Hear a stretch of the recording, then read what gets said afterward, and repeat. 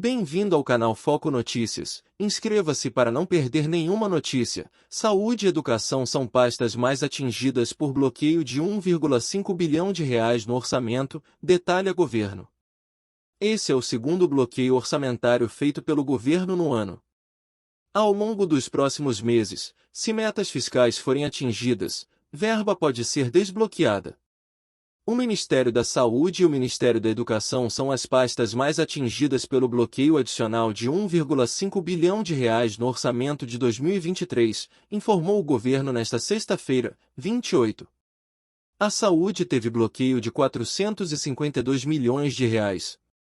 Na educação, o contingenciamento foi de 332 milhões de reais. O bloqueio foi anunciado pelos Ministérios da Fazenda e do Planejamento na última sexta-feira, 21, mas o detalhamento das pastas atingidas só foi publicado hoje em edição extra do Diário Oficial da União. Em maio, o governo já havia feito um contingenciamento de 1,7 bilhão de reais.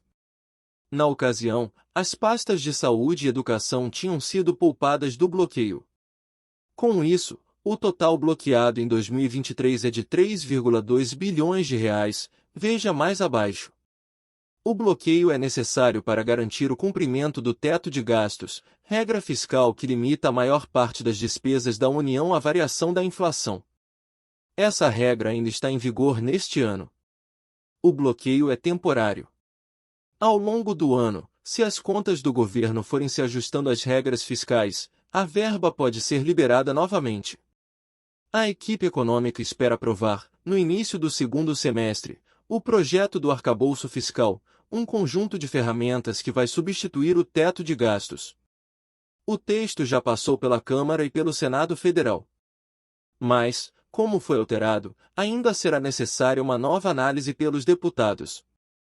Bloqueio por pastas. O segundo bloqueio no orçamento atingiu 10 pastas. Veja valor bloqueado por ministério. Saúde, 452,024 milhões de reais. Educação, 332,017 milhões de reais. Transportes, 217,011 milhões de reais. Cidades, 144,007 milhões de reais. Desenvolvimento e assistência social, 144,007 milhões de reais.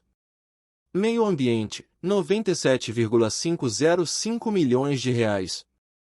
Integração e Desenvolvimento Regional, 60,003 milhões de reais. Defesa, 35,001 milhões de reais. Cultura, 27,001 milhões de reais. Desenvolvimento Agrário, 24,001 milhões de reais. Inscreva-se no canal até o próximo vídeo.